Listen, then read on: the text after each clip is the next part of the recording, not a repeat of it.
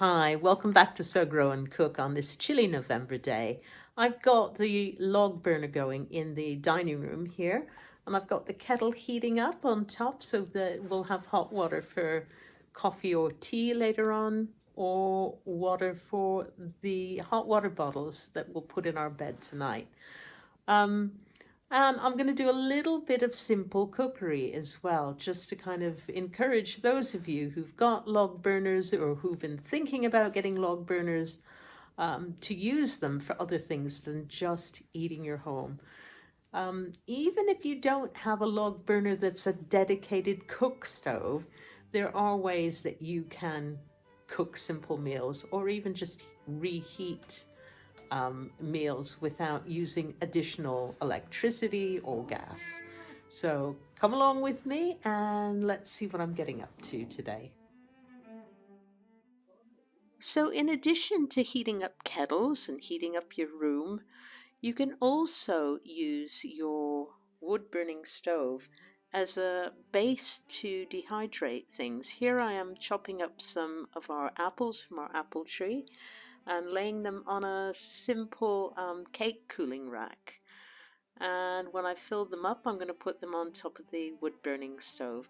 So I've got a dehydrator, an electric one, but rather than use very expensive electricity, why not make use of the heat that's already being created by the log burning stove?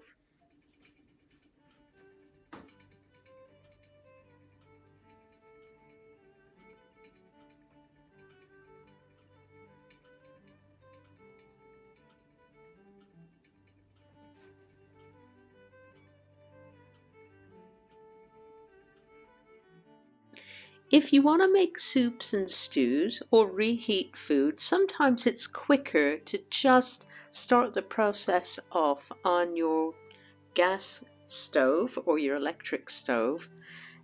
Just let it start simmering for a few minutes and then turn the heat off and transfer it to the top of your wood burning stove.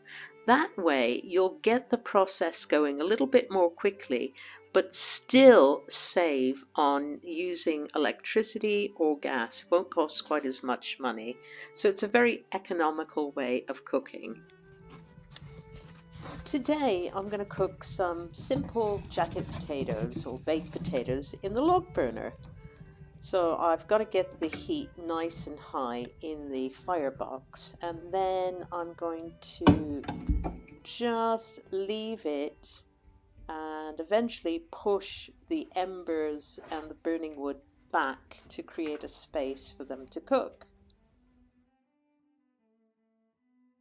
Right, so there's only two of us here, so we're only going to eat one jacket potato each, but I'm going to prep and cook four, because once they're cooked, you can always keep them in the fridge, wrapped up, and pop them in the microwave or even back in the wood-burning stove for another quick meal.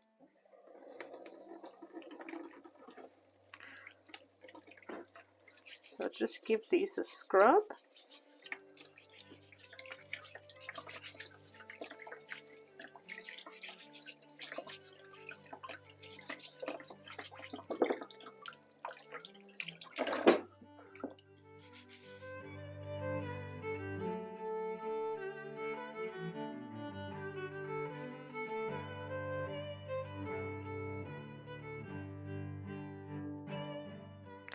Okay, next you're going to dry off your potatoes.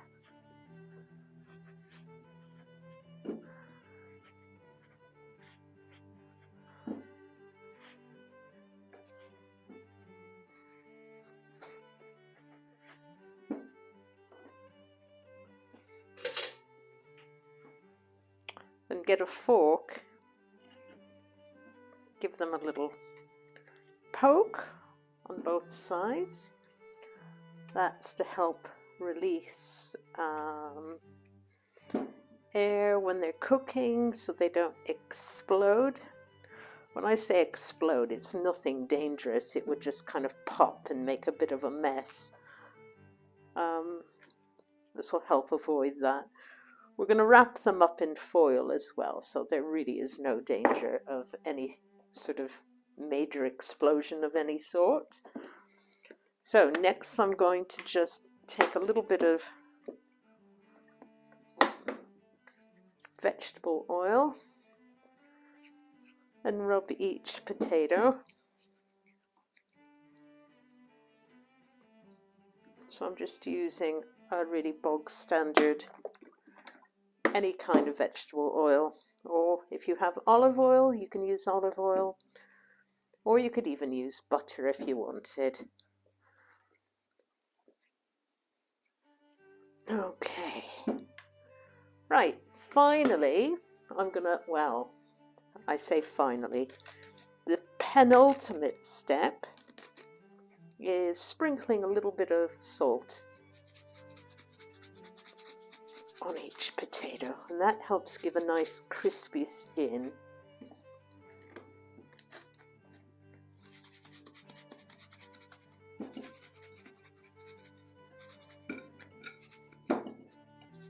And you rub that in. It looks like I'm putting quite a lot in, but I'm not. It's just because this is damp Wales, everything gets damp, including the salt. So it took a while for it to come out. Right, okay, final step now before putting it in the oven is wrap each potato in foil.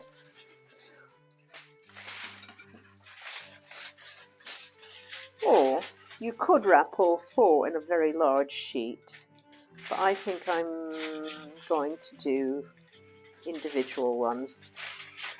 I try to reuse my foil so that it has 2 uses before I put it in the recycling.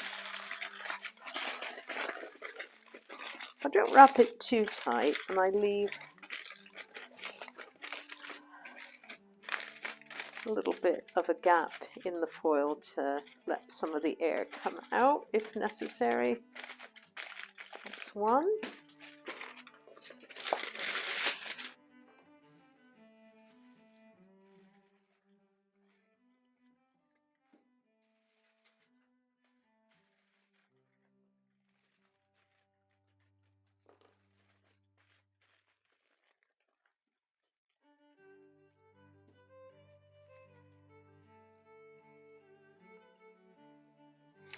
Okay, so this particular wood-burning stove has got an oven at the bottom.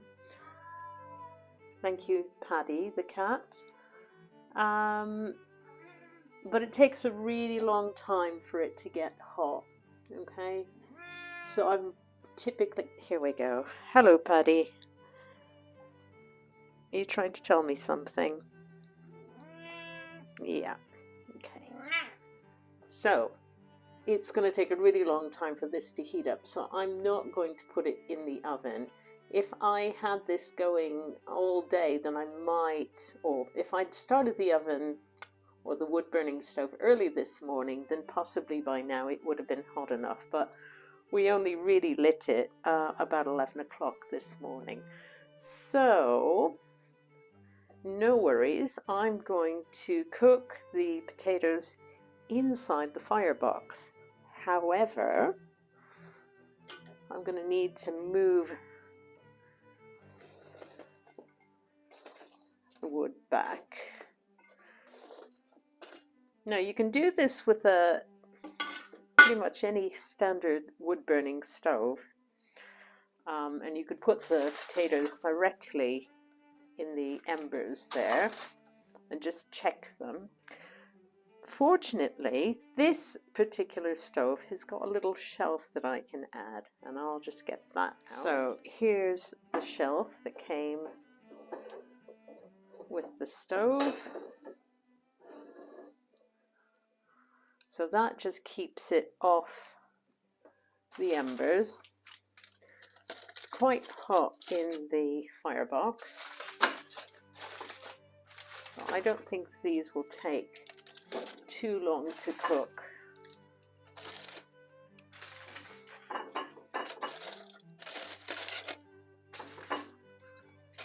There we go. And I'll just check the time. And come back to you when they are cooked. So it's lovely and cooked, and I've put some homemade coleslaw and a bit of grated cheddar cheese on top.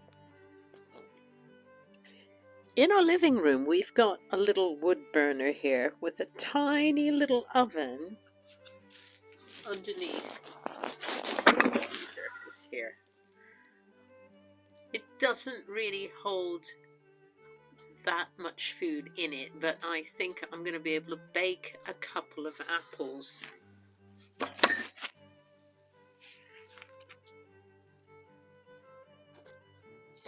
Okay, so I've got these 2 cooking apples here. These are Bramleys, and they are locally grown. Okay, there's one. And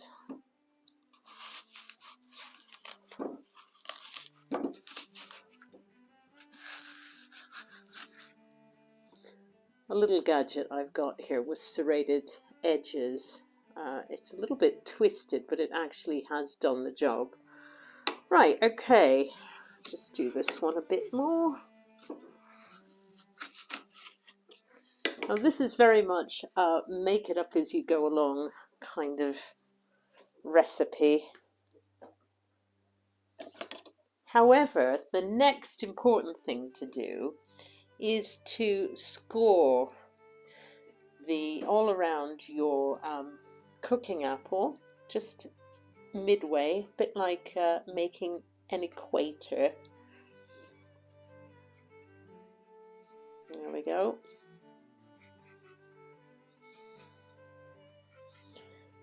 So I've just cut around it, I've just scored the skin, and that's going to help stop it from the insides bursting when it cooks. It just kind of helps release some of the pressure as the fruit cooks. It's the same reason you would prick holes in a potato that you were baking. Okay, so we'll get on to the filling now. Right, so for our ingredients, again, this is very much make it up as you go along. I have got brown sugar, I've got butter, I have got some raisins, and I've got some brandy. So what I'm going to do first is I'm going to put a couple of spoons of brown sugar in a little dish here.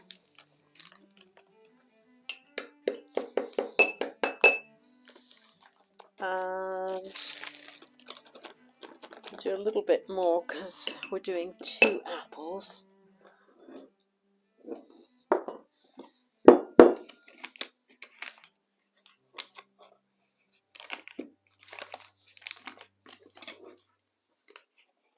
I'm going to take a little chunk of butter, not a lot, really. So break that up. I know butter costs quite a lot at the moment, so it's quite precious. I'm going to mix that up with the brown sugar.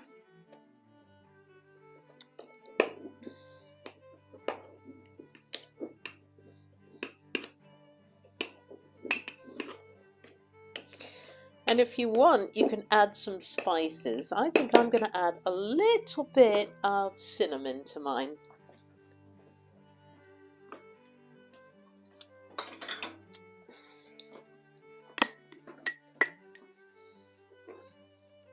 So just a little pinch of cinnamon.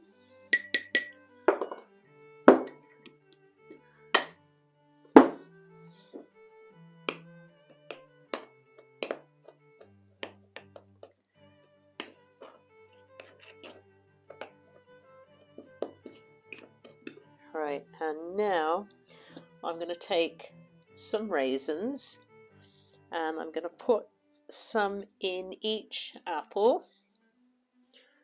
I would say that's like a good teaspoon of raisins. Now, if you don't like raisins, you could use any dried fruit you like, or you can leave the dried fruit out. I also really like walnuts, and I've got some in the fridge, so I think I'm going to use a few of those. Like a teaspoon per apple. I'm just crushing them up here. And now I'm going to stuff each apple with the butter and brown sugar mix.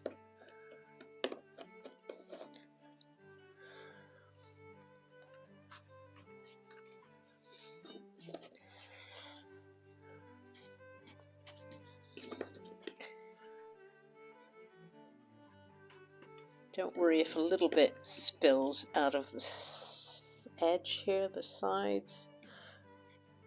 You can add a little bit of water to the dish and that can create a little bit of a sauce. Okay, now I'm going to add a little splash of brandy to each of these because I think the combination is wonderful.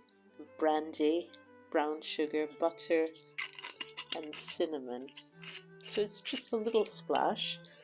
Obviously you don't have to put alcohol in it. I'm just having a go because I've had this before and it's a really nice combination. And if you've got any of this brown sugar and butter left, just sprinkle it in the bowl and add a little splash of water.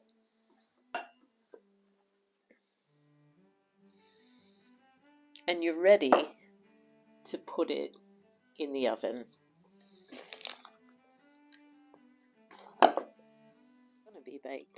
I'm going to put them into the little oven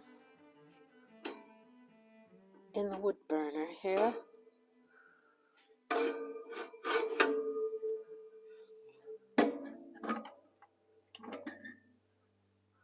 And to be honest, I don't know how long it's going to take. I think I'm just going to have to keep an eye on it. But we'll come back when it's done and I'll let you know how long it took.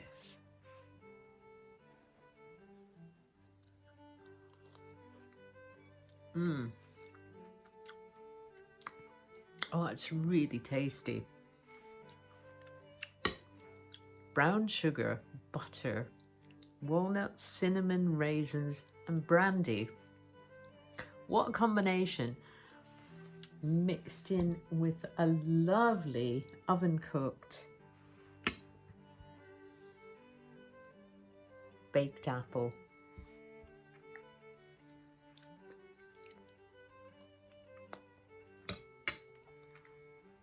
Thank you for watching Sew Grow and Cook. See you next time.